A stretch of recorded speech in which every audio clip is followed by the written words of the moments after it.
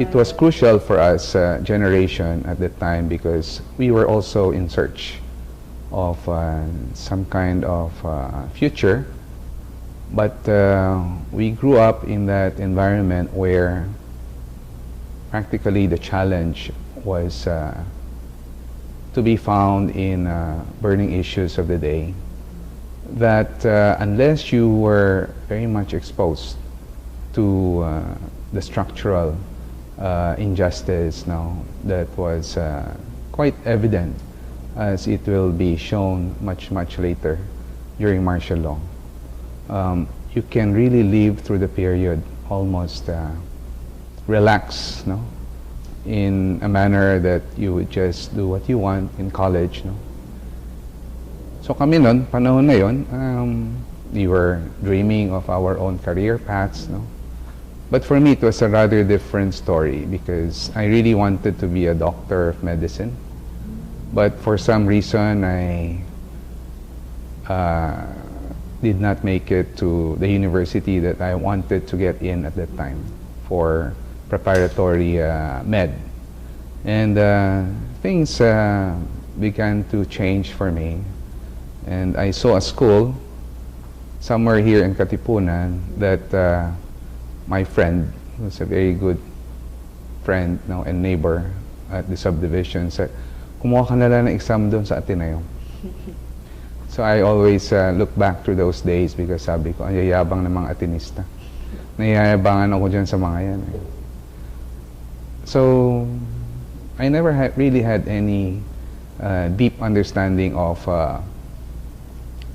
the spirituality of I think the Jesuits at that time, because I was very much exposed grade school, high school to the Capuchin. I went to Lourdes, Mandaluyong. And so my exposure in terms of religious training was really Capuchin. But the Ateneo turned out to be a little new for me. And my preoccupation going into the college was, of course, my love for soccer, you know, and sports. So I was comfortable being with varsity at that time, you know? And that was my goal, aside from taking up college here, was to be part of the football team. But I abandoned my plan to become a doctor. And there I was in search. So I went to the course that was very commonly applied for, BM, but at the time there was a BMH, no? Management, tawag namin doon, Management Honors. No? I tried it for a semester, and I went as far as second year also, but by that time I was really in search of something more than that kind of career path. And one defining moment for me was really the point that we read a piece of literature. Tawag dito yung it was I think an award-winning essay, no? Called Sulat Mula sa Pritil.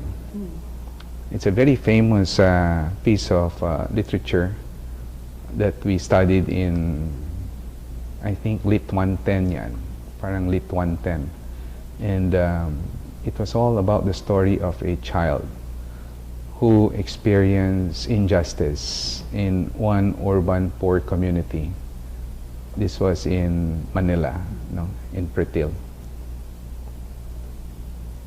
That for me was a defining moment from an experiential perspective about the reality of what was happening in Philippine society at the time. And the period was really the turbulent period going into the suspension of the privilege of the writ of habeas corpus and martial law eventually. But it got to me so deep in the sense that I was able to identify with the character. It was a child who experienced injustice within the family, you know, because of atrocities committed, no, by at the time police forces, no. And the child tried to express his own sense of frustration by joining a rally that he saw at one morning. And he was just throwing stones after stones, no, against the Metrocom at the time. No? We call them the Metrocom. And for me, that left a very, very serious, I think, imprint, no, on the child's sense of justice and his experience of frustration in the justice system. I was then in the middle of the second semester of second year, and we were studying management accounting, and I was trying to balance and weigh, my options career-wise. I said, is this what I want, to study accounting, or was it a way for me to evade numbers, or management issues? But eventually, I looked much deeper into myself, and I said, there is something that I really want, and that is hopefully to address the justice system. It was as vague as that at that point. But what really led me into it was that very powerful piece of literature, which to this date I always look back to. And from that point on, I made a decision that I'd like to move towards a course that will hopefully give me a chance to be much closer to understanding the injustice happening. And that led me to other activities within the Ateneo. That was the period when the Men and Women for Others, counterculture was actually being developed in the college. It was also a very powerful movement among the students. And eventually I got into some activities that led me into student formation, and that's how I began to understand more the Ignatian thrust, and the Jesuit mission. Structural injustice at the time became an issue that most of us had to understand in the context of Philippine society, and that led me to other sort of opportunities to be able to develop a much higher track, I think, which is to go to law school. And another turning point, of course, was the assassination of Ninoy Aquino. It was happening about the period when we were in law school already. I went to the Ateneo for law school, and it was for us another eye-opener.